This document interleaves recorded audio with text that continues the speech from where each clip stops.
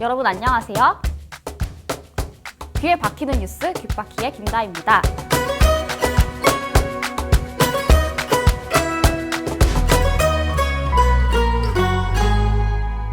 전 세계적으로 코로나가 확산되고 있는데요. 확진자가 200만 명이 넘어선 가운데 아프리카, 아시아, 남미 등 개발도상국은 현재 어떤 상황인지 월드비전 국제구호팀 김동주 팀장님 모시고 이야기 들어보도록 하겠습니다. 안녕하세요, 팀장님. 안녕하세요. 월드비전 국제구호팀장 김동주입니다. 네, 요즘 많이 바쁘실 것 같은데요. 바쁘신 중에 시간 내주셔서 정말 감사합니다. 네, 모든 월드비전 직원들이 다 바쁘신 것 같습니다. 네, 요즘 저희 참 그렇죠. 네. 아프리카에서도 꾸준히 코로나19 확진자가 증가하고 있다는 이야기를 들었는데요. 현재 아프리카 등 개발도상국 어떤 상황인가요? 네, 보신 바와 같이 오늘 5월 13일 기준으로 아프리카의 코로나19 확진자가 약 7만 명에 이르고 있고요. 그 가운데 약 2,300명 정도가 사망한 것으로 확인되고 있습니다. 아프리카뿐만 아니라 아시아, 남미, 중동 등의 저개발 국가 약 41곳에서의 확진자도 26만 명을 넘어섰습니다. 네, 그러니까 지금까지 미국, 유럽 등 선진국에서 폭발적으로 증가했던 코로나19가 아프리카 등의 저개발국으로 확산하는 경향을 보이고 있다는 건데 저개발국은 아무래도 인프라나 시스템이 열악하다 보니까 선진국과는 또 다른 심각한 문제들이 있을 것 같아요. 구체적으로 어떤 문제가 있을 것으로 보시나요? 네, 여러 가지 원인이 있겠습니다만 크게 세 가지 정도로 말씀드릴 수 있을 것 같습니다. 첫째로 열악한 의료 인프라와 시스템인데요. 1만 명당 병상 수가 한 개밖에 없는 상황에서 집중치료를 위한 산소호흡기나 음압 병실 등은 꿈도 꾸기 어려운 상황입니다. 네, 원래도 열악했던 의료 환경 속에서 코로나19와 같이 전염성이 강한 질병이 확산이 되면 지금까지와는 또 다른 차원의 대규모 재앙이 될 것으로 전망이 되고 있습니다. 네, 두 번째로는 아프리카 경우에는 90%의 아이들이 지니고 있는 어떤 영양실조와 같은 기저질환 이로 인해서 코로나19의 치명률이 크게 증가할 것으로 예상이 되고 있고요. 마지막으로 내전과 같은 분쟁으로 인해 가지고 만들어진 난민촌 이런 곳에서는 사회적 거리 두기가 굉장히 어려운 부분이라 열악한 어떤 위생환경, 시설, 주거환경으로 인해서 더 큰 위험에 처하게 될 것으로 생각되고 있습니다. 그래서 대략 약 300만 명이 넘는 사람들이 이런 집단 감염의 위험에 노출되어 있다고 말씀드릴 수 있을 것 같습니다. 네, 확실히 저희가 한국에서 마주한 문제들과는 또 다른 문제들인 것 같네요. 네, 영양실조 이야기를 해주셨는데요. 최근 아프리카에 메뚜기 떼가 날아와서 농작물 피해가 심각하다는 기사를 봤어요. 메뚜기 떼가 정말 어마어마하게 몰려오던데 이 지역들 어떤 상황인지 또 괜찮은 건지도 궁금합니다.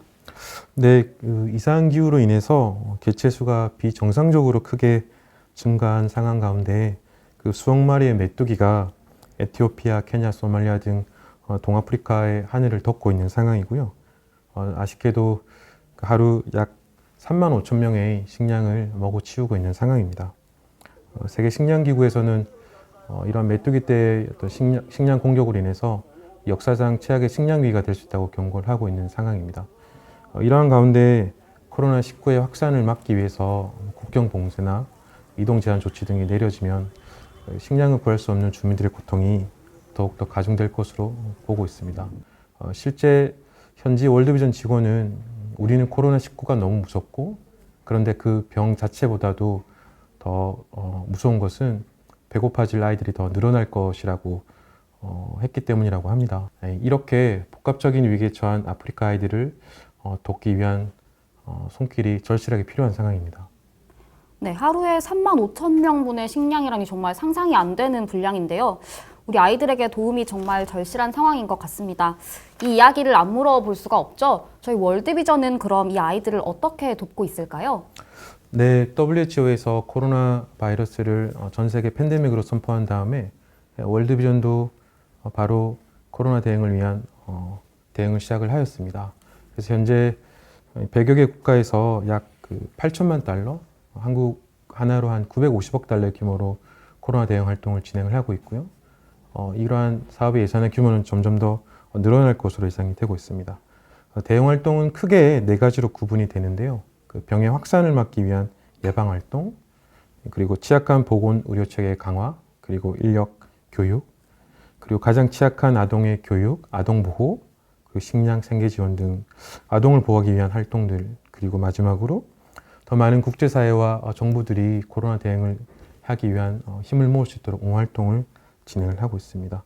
보시는 것처럼 하루하루 긴박하게 변하는 상황들을 모니터하면서 각 현지 국가사무소와 긴밀한 연락을 통해서 필요한 활동들을 진행하기 위해 노력을 하고 있습니다.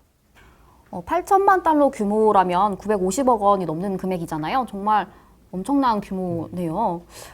지역별로 상황이 조금씩 다르다고 말씀해 주셨는데 각 지역에서 어떻게 대응하고 있는지 개인적으로 가장 궁금한 아프리카부터 한번 이야기해 주실 수 있을까요? 네, 먼저 아프리카 경우는 현재 그 대부분 국가에서 전 국민 이동 제한과 그리고 휴교령이 내려진 상황이고요. 12명 이상의 어떤 모임이나 이런 것들은 금지되어 있고 모든 항공기의 이착륙이 금지된 조치가 정부에서 내려져 있는 상황입니다. 그 사막 메뚜기 떼의 습격 그리고 이상기후 이런 자연재난으로 인해서 극심한 식량 위기가 겪고 있는 가운데 코로나19까지 더해지면서 복합적인 위기 상황에 처해 있다고 말씀드릴 수 있을 것 같고요. 또한 일부 국가에서는 코로나19뿐만 아니라 그 에볼라나 다른 감염병이 동시에 발병을 해서 더 큰 이중고를 겪고 있는 상황입니다. 월드비전은 이러한 아동의 생명과 안전을 지키기 위해서 다양한 활동을 진행을 하고 있습니다. 이동 제한이 내려진 국가들이 있다고 하셨는데 이런 국가에서는 월드비전 직원들이 어떻게 활동을 할까요? 네, 일단 그 정부의 조치에 따라서 이동이 제한이 되기 때문에 이제 많은 직원들이 재택근무를 하면서 각 국가별로 발생하고 있는 그 코로나 대응을 위한 대응 계획을 세운다든지 준비를 한다든지 하고 있고요. 또 이동이 좀 가능한 곳에서는 정부에서 허락한 범위 내에서 뭐 필요한 식량을 지원한다든지 그 코로나 예방과 대비 활동들을 하고 있다고 할 수 있습니다. 네, 그럼 이번에는 아시아 태평양 지역 이야기를 한번 해볼까요? 네, 저희가 살고 있는 아시아 태평양 지역은 다 아시는 것처럼 그 코로나19에 가장 큰 피해가 있었던 지역이고요. 현재 많은 나라들 가운데 26개 국가가 국경을 봉쇄했고 12개에서는 이제 휴교령이 내려진 상황입니다. 5월경부터는 뭐 사이클론 같은 상습 피해가 이제 우려되는 가운데 코로나19가 이제 더 확장된다고 하면은 복합적인 또 어려움이 예상이 되고 있는데요. 뭐 인도네시아, 필리핀, 인도, 방글라데시, 스리랑카 같은 그 5개 국가 정부에서는 그 월드비전을 비롯한 국제 NGO들이 코로나19 대응에 적극적으로 나섰을 것을 요청을 하였습니다. 이에 월드비전은 그 후원 아동을 포함해서 가장 취약한 그 빈곤 가정의 아동들의 보호를 위해서 더욱더 노력을 하고 있습니다. 네, 휴교령이 내려진 곳이 있다고 이야기하셨는데 사실 한국에서도 개학이 계속 미뤄지다가 지금 전례 없는 온라인 개학이 이루어졌잖아요. 그럼 이 국가에 있는 학교에 갈 수 없는 아이들 어떻게 공부하고 있나요? 뭐 국가의 어떤 상황마다 다를 것 같은데요.